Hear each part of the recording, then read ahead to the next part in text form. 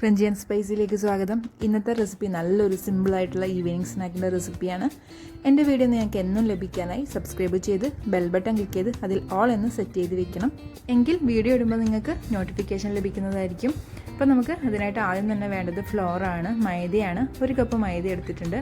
വേണ്ടത് ആവശ്യത്തിന് ഉപ്പിട്ട് കൊടുത്തിട്ടുണ്ട്. പിന്നെ ഒരു 1/2 ടീസ്പൂണോളം മുളക് പൊടി ചേർത്ത് കൊടുക്കുകയാണ്.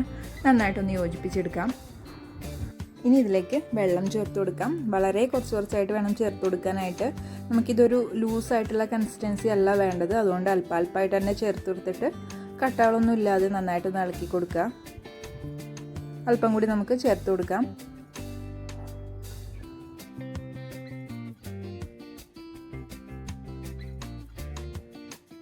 ഇപ്പോൾ ഇതേ മാവ് റെഡി ആയിട്ടുണ്ട്. കണ്ടില്ലേ, ഈ ഒരു കൺസിസ്റ്റൻസിയിലാണ് നമുക്ക് വേണ്ടത്. ഒട്ടും ലൂസ് ആവാനേ പാടില്ല.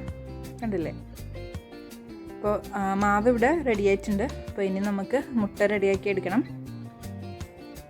അതിനായിട്ട് ഞാനിവിടെ 3 മുട്ട പുഴുങ്ങിയെടുത്തിട്ടുണ്ട്. ഇത് ഒന്ന് നമുക്ക് കട്ട് ചെയ്തെടുക്കണം. അപ്പോൾ കട്ട് ചെയ്യാൻ പോവാണ്. ഇതുപോലെയാണ് റൗണ്ട് ഷേപ്പിൽ വേണം കട്ട് ചെയ്തെടുക്കാനായിട്ട്. അതിൻ്റെ ഉള്ളിലെ മഞ്ഞക്കുരു ഒന്നും പൊട്ടാതെ വളരെ പതുക്കെ കട്ട് ചെയ്തെടുക്കുക. ഞാനെല്ലാം കട്ട് ചെയ്തെടുത്തിട്ടുണ്ട്. ഇനി നമ്മളിത് ബാറ്ററിൽ മുക്കിയിട്ട് ചൂടിൽ എണ്ണയിലോട്ട് ഇട്ട് കൊടുക്കാൻ പോവാണ്. വൈകുന്നേരം ചായയൊക്കെ കുടിക്കുന്ന സമയത്ത് പെട്ടെന്നൊരു സ്നാക്ക് ഉണ്ടാക്കണം എന്ന് തോന്നിയിട്ടുണ്ടെങ്കിൽ വളരെ പെട്ടെന്ന് ഉണ്ടാക്കാൻ പറ്റുന്ന ഒരു റെസിപ്പിയാണ്. നമുക്ക് ഓയിലിട്ട് കൊടുക്കാം. മീഡിയം ഫ്ലെയിമിലിട്ടിട്ട് നന്നായിട്ടൊന്ന് ഫ്രൈ ചെയ്തെടുക്കാം. പെട്ടെന്ന് റെഡിയാവുന്ന ഒരു സ്നാക്കാണ്. ഒരുപാട് സമയമൊന്നും ഇതിന് ആവശ്യമില്ല. മൈദ കുക്ക് ആവേണ്ട ഒരു സമയം മാത്രമേ നമുക്കിതിന് ആവശ്യമുള്ളൂ. അതുകൊണ്ട് പെട്ടെന്ന് റെഡിയാവുന്നതാണ്. മറുഭാഗം ഫ്രൈ ആയതിന് ശേഷം ഒന്ന് തിരിച്ചിട്ട് കൊടുക്കുക. നമ്മുടെ സ്നാക്ക് ഇവിടെ റെഡി ആയിട്ടുണ്ട്. വളരെ സിമ്പിളായിട്ടുള്ളൊരു സ്നാക്കാണ്. ഇപ്പോൾ റെഡി ആയിട്ടുണ്ട്. നമുക്കിനി ഇത് കോരി മാറ്റി അടുത്തതും ഇതുപോലെ തന്നെ ഫ്രൈ ചെയ്തെടുക്കാം. വളരെ സിമ്പിളായിട്ടുള്ളൊരു സ്നാക്കിൻ്റെ റെസിപ്പിയാണ്. വളരെ കുറച്ച് ഇൻഗ്രീഡിയൻസ് മാത്രം മതി ഉണ്ടാക്കാനായിട്ട്.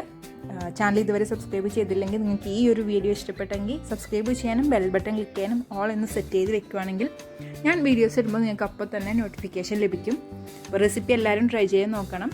ഈ ഒരു വീഡിയോ നിങ്ങൾക്ക് ഇഷ്ടപ്പെട്ടെങ്കിൽ ലൈക്ക് ചെയ്യാനും ഷെയർ ചെയ്യാനും കമൻറ്റ് ചെയ്യാനും ഒന്നും മറക്കരുത്. Thank you for watching. By.